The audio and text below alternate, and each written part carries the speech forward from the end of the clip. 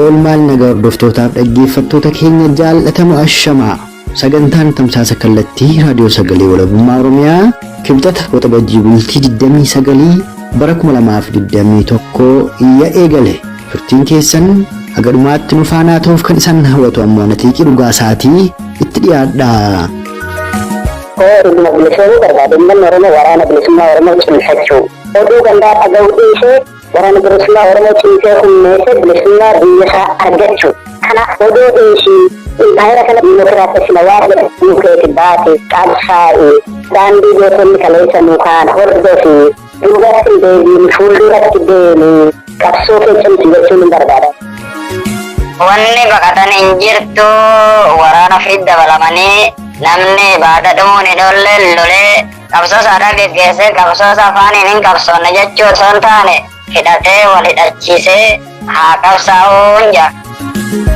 Sagaleeleen ammaan kana wal duraa duuba san dhageessifnu kunniin haala amtuu yeroo ammaatti Oromoonni baqaan biyya Saudi Arabiyaa keessa jiran mudataa jiran irratti odeessa guutuu Oromticha biyya Saudi Arabiyaa keessatti argamu tokkorraa argannee fi gara giddugaleessa Oromiyaa konyaa Salaaleetti ammoo bilbiluudhaan haala hawaasni Oromoo konyaa Salaalee keessa jiru akkasumas yaadannoon gootaadhaa attam ta'uu qaba takkaa'uu gootota qabsaa'ota Oromoodhaa saba isaaniif osoo qabsaa'anii lubbuu isaanii jijjiirraa hin qabne aarsaa godhan attamittiin yaadatuu qabna suuraa isaanii qomee tolfatuun maxxanfatuu takkaa'uu dungoo qabsiisuu fi moo kaayyoo isaan irratti wareegaman galmaan ga'uu fi qabsaa'utu karaadhaa irratti marii Oromticha giddugaleessa Oromiyaa konya Salaalee waliin tolfanne keessaa dubbii bicuu seensaa fudhannee san dhageessifneedha. Guutuun odeessaa fi marii Oromoota lameen kana waliin tolfanne sagantaa kana keessatti kan isiniif dhiyaatu ta'a. Ammas marroo lammeessituuf turtiin keessan agamaa'ee kurfii keenyaatti nu faana haa ta'uuf isin hawwataa jalqaba irratti gara giddugaleessa Oromiyaa konya Salaaleetti bilbiluun haala hawaasni Oromoo konya sanii yeroo ammaatti mudataa jiru dhimma yaadannoo gootaa fi haalli ittiin goonni yaadatamuu qabu attam ta'uu qabaa qoomeedhuma tolfatanii guyyaa tokko lamaaf yaadatudha moo waan inni irratti wareegame galmaan ga'uuf qabsaa'uudhaa irratti marii Oromticha giddugaleessa Oromiyaa konya Salaalee waliin tolfanne isiniif dhiyeessuun kan biyya Saudi Arabiyaatti ammoo sanbooda tarkaanfanna itti dhiyaadha.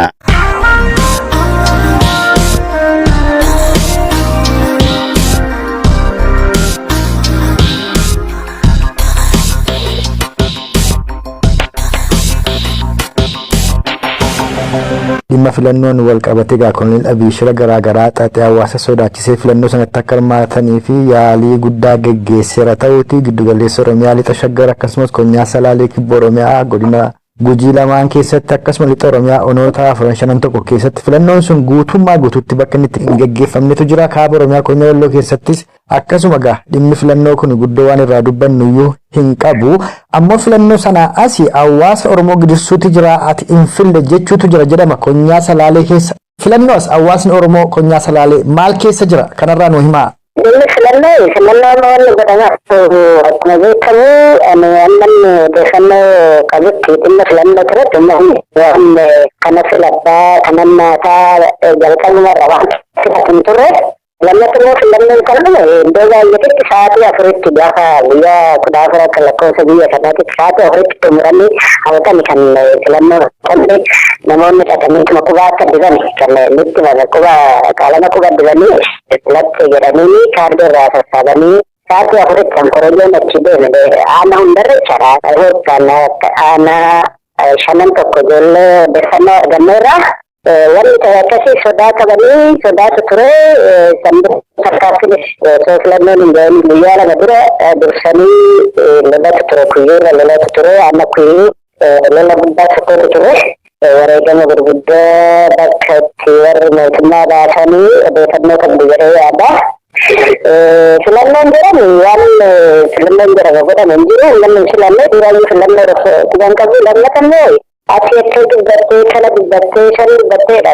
Wanni ta'aa ture ati mootummaa kana deeggartuu ati diingamdee tokko gootee jedhanii namoota daranii waan jiru. Uummanni filatee kana filattee san filatee jedhanii alatti kan irraa fidanii dhiibbaan tokko tokko akkanumatti nama duraanii sabboontoota irratti godhamaatidha kan jiru. hidhaan akkumatti fufetti jira. Namoota bilbilanii sodaachisuun, feesbuukidhaan sodaachisuun iddoo guddaatu jira. Karaa biraan immoo waraanni bilisummaa Oromoo hunduma iddoo jiru fakkeenyi qabnu aanaa Kuyyuu, Hidhabuu Abootee, aanaa Dagam, aanaa Yaayyoo Qullallee, aanaa kanarratti iddoo babal'ifateera. Shawaa Lixaa immoo Gindabarat, Gubaat gara daandoo kanas bal'inaan qabatanii jiranii warri mootummaatti sannaaf boqotanii irratti fakkaatee sodaatanii callisanii taa'aniiru. Hidhaan akkuma duratti fuudhetti jira amma hidhaatuma jirani. Egaa weellisaan Oromoo qaroon dhaloota qubee Haacaaluu Hundeessaa kunoo waggaa har'aati kan inni wareegame. Egaa kanaa wal qabatee hawaasni Oromoo bal'aan kan biyya keessaas kan biyya ambaasii bifa garaagaraan yaadachaa jira. Yaadannoon goototaadha attam ta'uu qabaas jiru irratti dubbanna. Fakkeenyaaf Jaalladhii Gammadaadhaa kan bara wayyaanee keessatti buuteensaa dhabame yeroo itti tooftaan garaagaraa siyaasni rakasni ittiin hojjetamaa turetu jira. Awwaalcha isaa barbaanna, reeffa isaa barbaanna jedhanii hawaasuma Oromoo illee kallattii harkaa gatuudhaan qabsaa'uu jechuun akka waan awwaalcha gootota Oromoo barbaaduu qofaa ta'etti bifan ittiin ka'aa turetu jira. Reeffa isaa argine jechuudhaan illee reeffa namoota kan biraa qotanii bifa ittiin baasanii biyya ambaattuu erginee sakattaasifnee ammoo isa mitii yeroo itti jedhame faatu jira. Mee gabaabaatti goota barbaaduun jiraasa ta'u du'aasaa barbaaduu jechuun maal jechuudha? Goota yaadachuu jechuun ammoo isuma yaadachuudha moo kaayyoo inni kufeef sana galmaan ga'uuf qabsaa'uudha? Yaadannoon goototaa attam ta'uu qabaa ka jedhu kanarratti mee bal'inaan haa dubbannu. Isin maal jettu qabxii kanarratti? Akka siyaatitti namni tiishartii Haacaaluu uffataniidha fi Haacaaluudhaaf dungoo qabsiisaniidha. Haacaaluu kabajuunidha. Haacaaluu kabajuuni waan Haacaaluun beeku waan Haacaaluun wareegame sanaa fi galmaan gahuudha. Namni baay'een maalinni mul'achuudha kun ani akkasi jedhamee of mul'isuu Haacaaluu diina fursaatirii ka'a malee kun Haacaaluu warri bu'aa buusus hin jiru. Haacaaluu maaltu ajjeese sirnatu ajjeese sirna kana jijjiiruuf qabsaa'uu kan qabu namni waan sirna ajjeese kana sirna jijjiiruuf qabsaa'uu qaba malee dhagaan dhugaa yaadannoon hin barbaachisa gootaaf yaadannoon gootaaf kan barbaachisu bilisummaa boodadha amanaan akka kiyyaatti jechaadha erga bilisoomanii kaayyoo isaan itti du'atan galmaan gahanii kana booda yaadannoon kan godhamuu qabu. Ammatti wanni godhamuu qabu namni sun maaliif wareegame goonni sun maaliif wareegame eenyuuf wareegame kaayyoo maaliif wareegame kaayyoo sun erga galma ga'ee booda yaadannoo godhamaati jechaadha goota. Waan inni ta'eef kaayyoo inni ta'eef kaayyoo sun osoo galma hin gahin lallabuun karaarra deemuun wacuun diina fursaatirii ta'a malee hiikan qabu anaaf akka kiyyaatti jechaadha. Hiikan qabu maatii gargaaruudhaaf galii tokko tokko walitti qabuun waan bareedu waan godhamuu qabu waan jabaachuu qabu. Fakkeenyaaf Nadhii Gammadaa yoo ilaalle yeroo jeneraal kanaan daangorra turatanii adii fuula jibichiisne diyaanii kana qorachiisne jedhanii fidanii walii gadi deeman. Dhugaan Nadhii Gammadaa kan ta'u waan Nadhii Gammadaa isa galmaan ga'uudha. Kun uummata gowwoomsu. Uummannis immoo dubbiin bu'e kaayyoo goota sanaa akkatti fuudhu jechuudha malee reeffa isaa barbaaduu biyyuudha reeffa jechuun lolaa jechuu miti. Gala diinni isaa qorachiisna jechuun kun dogoggora. Uummanni keenya kanaan gowwoomuu qabu. Uummanni keenya kaleessa goota kana ta'elamoo qilxuu baaratuu isaa jeneraal Taaddasaa Birruuf kan karaa nuu kaa'aniiru. Ka'umsi qabsoo bilisummaa Oromoo asii. Inni qabsoo bilisummaa Oromoo bilisummaa Oromiyaati. Uummata walaga ta'e uumuudha. Biyya walaga ta'e uumuudha. Kanaaf qabsaa'uu qaba uummanni keenya. Kana uummanni keenya maddu kan qabu warra kaayyoo gootota keenya kana qabatee waraanni bilisummaa Oromoo kaayyoo kana qabatee deemu waraana bilisummaa Oromoo deeggaree waraanni bilisummaa Oromoo humna warra Tigraay hin arginaa humna waan qabaniif meeshaa waan qabaniif waggaa tokko osoo hin guutiin kalleessa maqalee qabatanii jechaadha. Kanaaf uummanni keenya godhuu kan qabu waan danda'uun waan inni isaa danda'uun waraana bilisummaa Oromoo cimsee kaayyoo kaleessa gootonni keenya itti wareegamaniif sun galmaan gaachuu kan kana alaa olee gadi kaatanii wayaa uffachuun suuraa goota mataarra godhachuun kun hiikan qabu kaayyoo isaa kaayyoon goota ittiin awwaalamee bira galma gahuu qaba. Godhuu kan qaban immoo karaa kamiin godhuu qaban ammas karaa waraana bilisummaa Oromoo deeggaruu kaayyoo kana qabatee kan ittiin du'aa jiru kan gahee nyaachaa jiru kan itti qorri isa nyaachaa jiru galaa qopheessuu fi hidhachiisuu an dandeettii qabu leellisuu qeerroo karaa qajeelchuu kana hojjechuudha malee keessa taa'anii beeksisa baasuu duudhuun homaa duwwaa tokko qabaatu. Haacaaluudhaafis gootota birootiif jechuu kootee. Hayyee ulfaadhaa qabxii hedduudha nama gurra qabu nama qalbii qabuuf ammoo gorsa gaariidha. Waa'ee humna naannoo Tigraay kana tuqxaniitu innis yeroo ganna tokko hin guunne keessatti hidhannoo waan qabaniif guyyaa lamaan kana Maqalee galuu isaaniitu dubbatamaa jettan dhugaadha. Gama biraatiin gama qabsoo bilisummaa Oromoo gama waraana bilisummaa Oromootti yeroo deebinu ganna 3 dura akkanumaan achitti tarkaanfii fudhanne jettu tarkaanfiiyyuu hin fudhanne yerootti jedhamaa turetu jira. Meerre suuraan meerre viidiyoon gaaffiin jedhu yeroo ka'utti ture.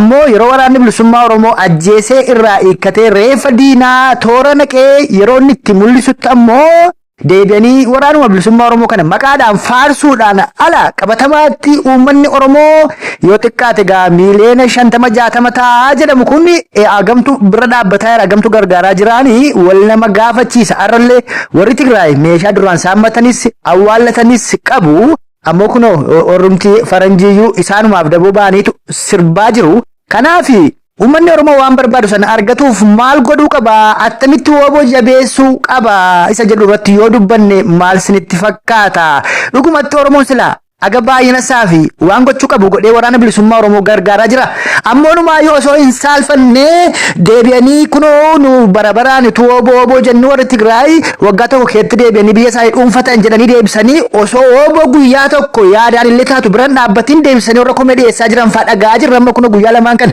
Isin maal jettu kanarratti mee akka Oromootti akka maanguddoo Oromootti maal gorsitu dhaloota kana? Kun wanti ta'uu qabu namoonni waan ofii waan hojjechuu qaban osoo hin hojjetin nama komatan waan godhuu qaban osoo hin godhin nama komatan warra akkanaa yoomiyyuu warra qabsaa'us miti warra kayyoo qabus miti.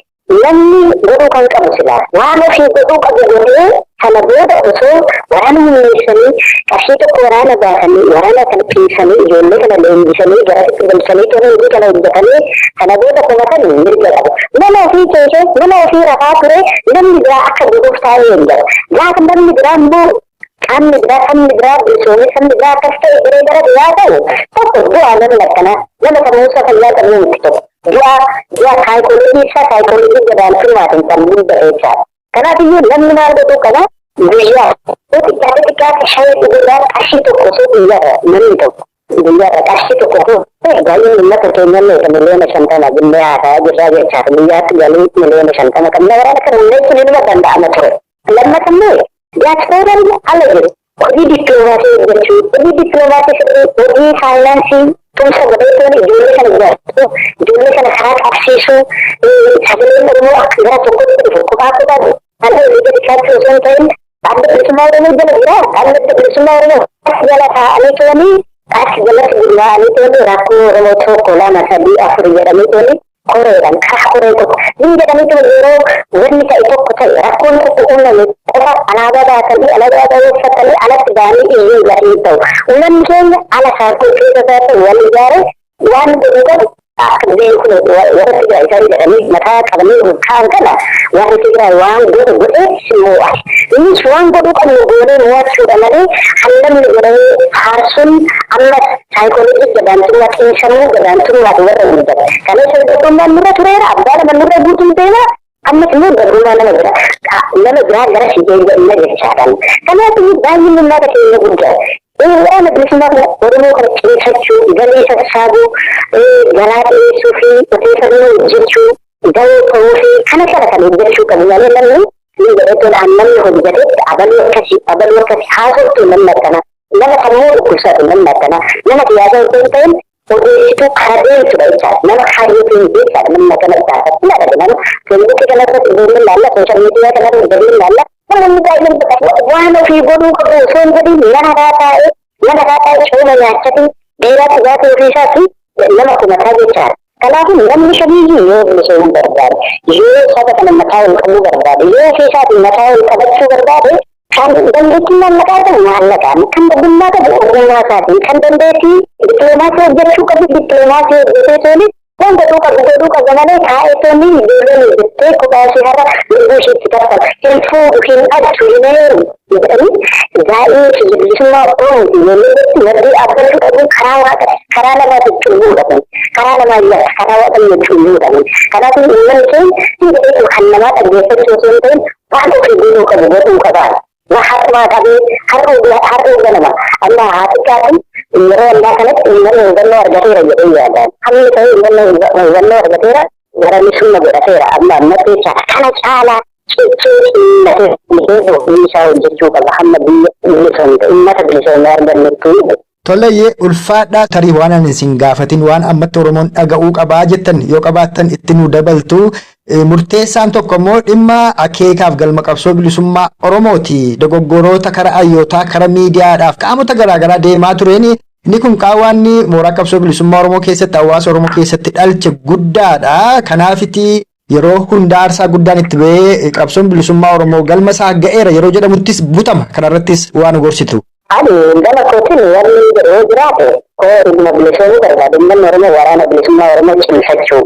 Oduu gandaa dhaga'uu dhiisee waraana bilisummaa Oromoo cimsee humneessee bilisummaa biyya isaa argachuu. Kana oduu dhiisii baay'ina kana diimokiraatessina waan jedhamu keeti baate qabsaa'ee daandii gootonni kaleessa nuukaan hordofii duubatti deebiin fuulduratti deemii qabsoo kee cimsi jechuun hin barbaadaan gama kootiin bilisummaan uummata keenya haa ta'u.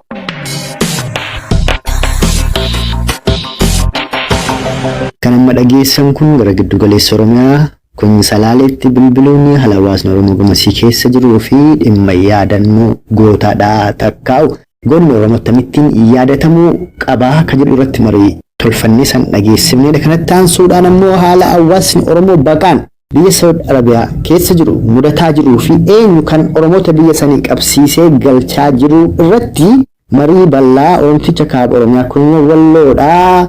Jiruu baqaatiin biyya Saudi Arabiyaa keessa jiru ammas haala hawaasni Oromoo gamasii mudatee jiruun kan dhokatee jiru waliin tolfannitu isiniif dhiyaata. Sunis muuziqaa ce'umsaa kana booda eegala.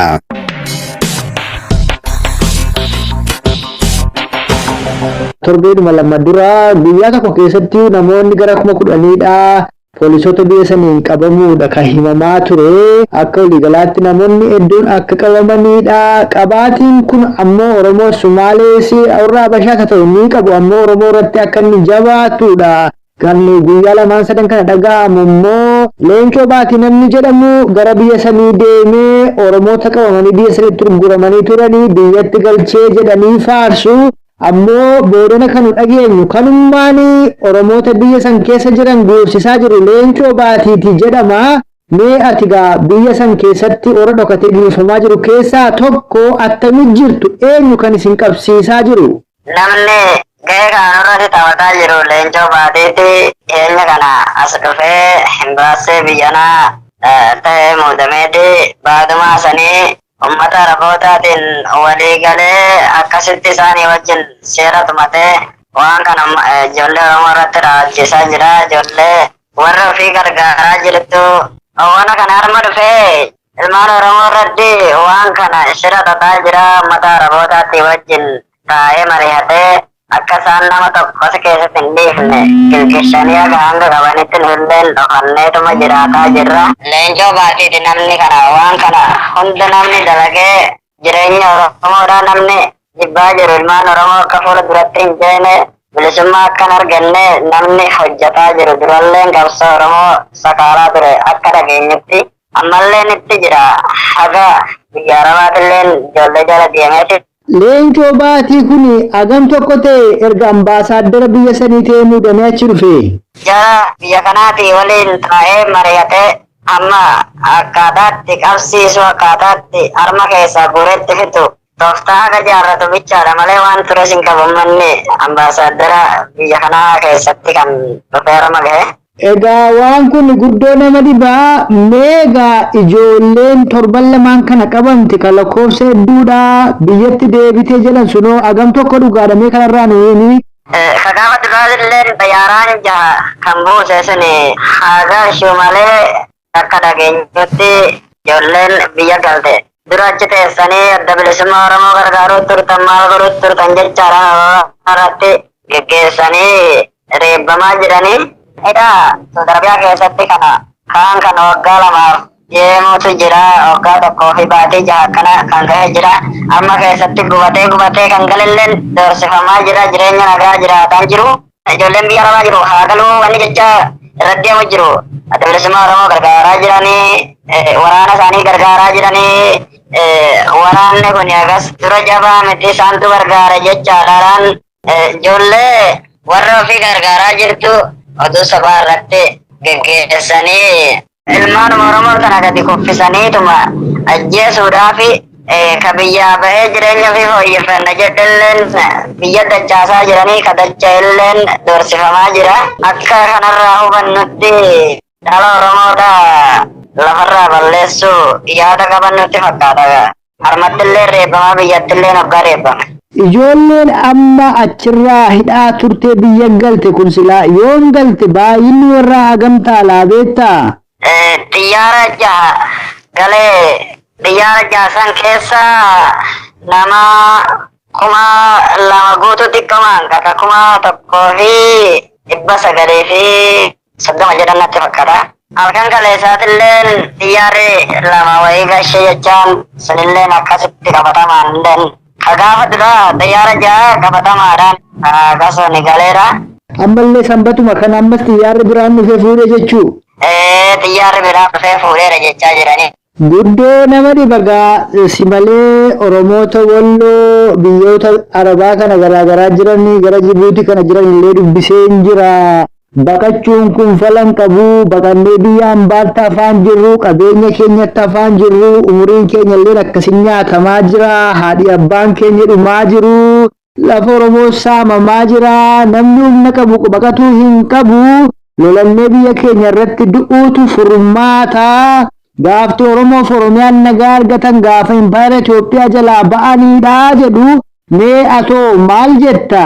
Dhugaadha warra yaada kanarratti hirmaatuuf saree baqattee jalaan goddu yoo ofirraa lolte malee saree dura fiigdee hin goddu.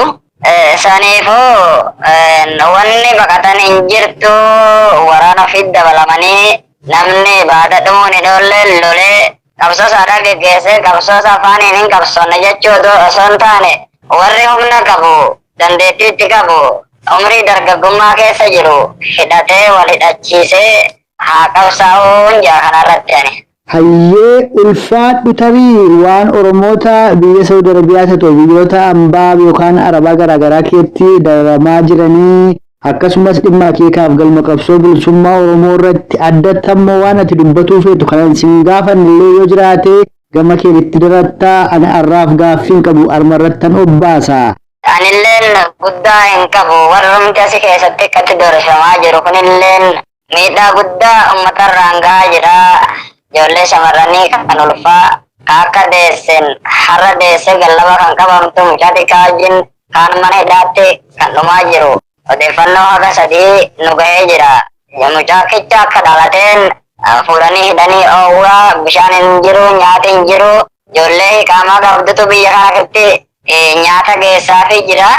Guyyaa deessee galgala qabamte kan akkasii torbee kan hin gahin gara shamara 3ti argama. Jara kana keessatti kunilleen haga 2 kan irraa du'e jira. Du'aalleen irraa hin baasanii bishaan ittiin kennanii nyaata ittiin kennanii oowwa gaatii oowwa mukayyaaf hin qabanii akkasitti ijoollee shamarranii hundarra kan miidhamaa jiru. Haadha mucaa kaabiraan immoo gariin kan haadhi biraan dalagaa deemtee jaarsi ijoollee manatti taa'ee qabu ijoollee wajjin fuudhamee haadhaan adda godhametu jira. Amma kun magaalota yookaan kutaa biyya Saudi Arabiyaa eessatti raawwate? Kun Riyaaditti argama bakki inni amma seemaa jiru kun ijoollee daa'ima baay'inaan kan guurrame magaalaa Riyaad keessatti. Ijoolleen immoo kan beela haga guyyaa 4 nyaata ittiin kennin ijoolleen iyyattee achi dhumaa jirraa beelli nu fitee jettee warri iqaamaa qabul akkasitti nyaata walitti guuree ijoolleen kan hin qabnillee iqaamaa birrii asii walitti guufteetuma kennitee fi ijoolleen keenya kan iqaamaa qabu dhaqanii nyaata san bishaan akkasi geessanii fi ijoollee dandaman. Inni kun jiddatti.